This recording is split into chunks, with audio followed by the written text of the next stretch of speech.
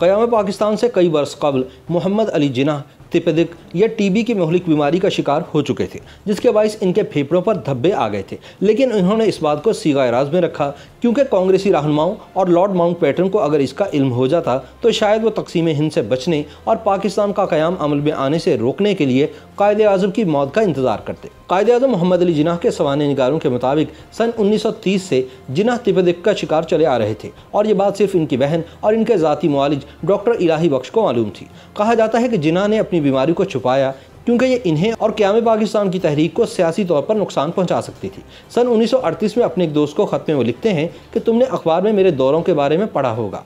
मैं अपनी खराबी सेहत की वजह से अपने दौरों में बेकायदगियों का शिकार था, जिसकी वजह मेरी खराबी सेहत थी।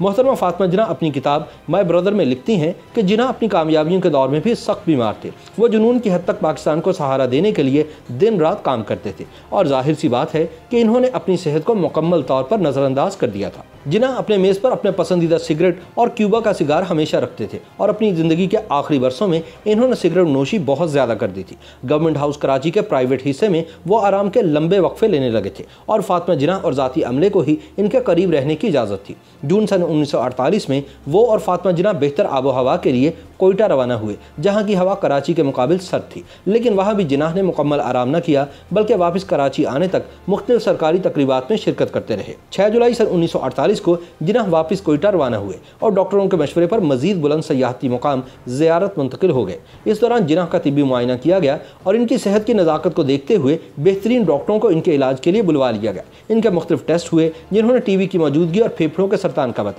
जब कायदे आज़म के ज़ाती मुआलिज डॉक्टर इलाही बख्श ने कायद को बताया कि वो फेफड़ों के मर्ज में मुब्तला हैं, तो जिन्ना बोले कि हाँ मैं जानता हूँ, लेकिन मैंने अपनी बीमारी को इसलिए छुपा कर रखा कि कहीं कांग्रेसी और अंग्रेज़ इसका फ़ायदा उठाते हुए पाकिस्तान के क़याम को इल्तवा में न डाल देते। जिन्ना को उस दौर की मौजज़ाती दवाई स्ट्रेप्टोमाइसिन दी गई, लेकिन कुछ अफाका न हुआ। लोगों की नमाज ईद में इनके लिए की गई खुसूसी दुआओं के बावजूद जिन्ना की सेहत दिन ब दिन बिगड़ती गई। जिन्ना को मुल्क के पहले यौम आज़ादी से एक दिन कबल 13 अगस्त को कम ऊंचे मुकाम कोयटा लाया गया। इन्होंने उस दिन की मुनासबत से एक पैगाम जारी किया। उस वक्त कायद का वजन गिर कर महज 36 किलोग्राम रह गया था। डॉक्टर्स को यकीन था कि अगर इस हालत में इन्हें कराची जिंदा ले जाया गया तो तब भी ये कम ही अरसा जी पाएंगे, लेकिन जिन्ना कराची जाने पर तजब्जुब का शिकार थे। वो नहीं चाहते थे कि इनके मुआलिज इन्हें बेकार स्ट्रेचर पर बिठाकर माजूर ख्याल करें।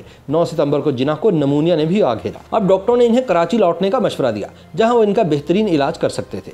कायदे आज़म मोहम्मद अली जिन्ना 11 सितंबर को कराची रवाना हुए। इनके ज़ाती मुआलिज डॉक्टर इलाही बख्श का अंदाज़ा है कि जिन्ना की कराची जाने की रजामंदी इन्हें अपनी ज़िंदगी से मायूस होने की वजह से थी। जब तैयारे ने कराची लैंडिंग की तो फ़ौरन जिन्ना को एक एम्बुलेंस में लिटा दिया गया, लेकिन बदकिस्मती कि एम्बुलेंस आधे रास्ते में ख़राब हो गई। जिन्ना और इनके रुफ़ाका 2 घंटे सड़क पर मुतबादिल एम्बुलेंस का इंतजार करते रहे। इन्हें कार में बिठाया नहीं जा सकता था, क्योंकि सीधे बैठने के काबिल न थे।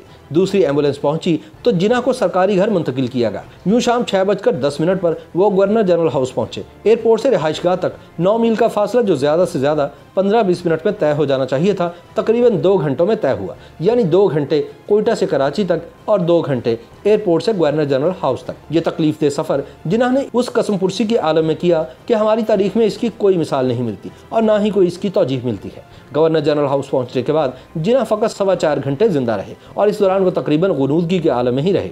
डॉक्टरों ने इन्हें ताकत का एक इंजेक्शन लगाया, और डॉक्टर इलाही बख्श के बकौल जब इन्होंने होश में आने पर जिन्ना से कहा कि ये जल्द ही ठीक हो जाएंगे, तो कायदे आज़म मोहम्मद अली जिन्ना ने आहिस्तगी से कहा, नहीं, मैं अब मज़ीद ज़िंदा नहीं रहूँगा।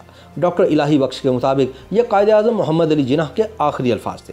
डॉक्टर रियाज अली शाह ने लिखा कि जिन्ना के आखिरी अल्फाज थे अल्लाह पाकिस्तान, जबकि फातिमा जिन्ना माय ब्रदर में लिखती हैं कि उनके भाई जिन्ना ने 2 घंटे की पुरसकून और बेखलल नींद के बाद अपनी आंखें खोली, सर और आंखों से मुझे अपने करीब बुलाया और मेरे साथ बात करने की आखिरी कोशिश की। इनके लबों से सरगोशी के आलम में निकला, फाती खुदा हाफिज़, ला इलाहा इल्लल्लाह मुहम्मदुर रसूलुल्लाह। फिर इनका सर दाएं जानिब को आहिस्तगी से ढलक गया और इनकी आंखें बंद हो गईं। यूँ 11 सितंबर सन 1948 को पाकिस्तान बनने के सिर्फ 1 बरस बाद कायदे आज़म मोहम्मद अली जिन्ना इंतकाल फरमा गए। पाकिस्तान एट दी हम नामी किताब लिखने वाले भारतीय मुसन्निफ तिलक देवेश्वर बताते हैं कि जिन्ना के एक ज़ाती मुआली डॉक्टर पटेल बहुत ही पेशावर डॉक्टर थे, लिहाजा क़याम पाकिस्तान से कबल उन्होंने किसी को जिन्ना की बीमारी की खबर नहीं होने दी।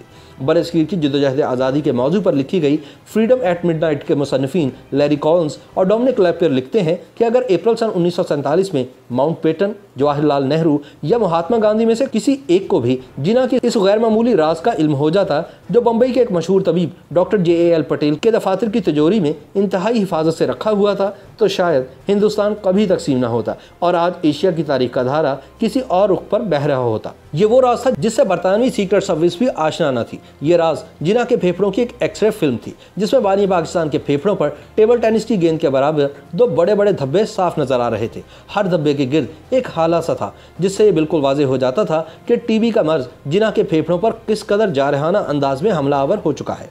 डॉक्टर पटेल ने जिन्ना की दरख्वास्त पर इन एक्सरेज के बारे में कभी किसी को कुछ नहीं बताया, ताहम उन्होंने जिन्ना को इलाज और सेहतयाबी के लिए ये मशवरा ज़रूर दिया कि इनका इलाज सिर्फ और सिर्फ आराम में मुज़मिर है। मगर बानी पाकिस्तान के पास आराम का वक्त कहाँ था। उनके पास वक्त कम और काम बहुत ज़्यादा था और वो बाकायदा इलाज का अहतमाम कभी ना कर सके। वो इतनी आहनी हिम्मत के मालिक थे कि इन्होंने अपने मर्ज़ के बारे में अपनी अजीज़ तरीन बहन को भी आगाह नहीं किया।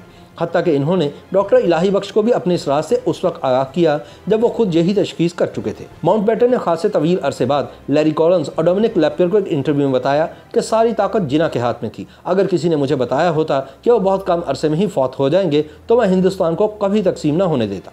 ये वाहिद सूरत थी कि हिंदुस्तान मुत्तहदा सूरत में बरकरार रहता। रास्ते का पत्थर सिर्फ मिस्टर जिन्ना थे, दूसरे रहनुमा इस कदर बेलोच नहीं थे और मुझे यकीन है कि कांग्रेस इन लोगों के साथ किसी मुफाहमत पर पहुंच जाती और पाकिस्तान ताक़यामत वजूद में ना आता।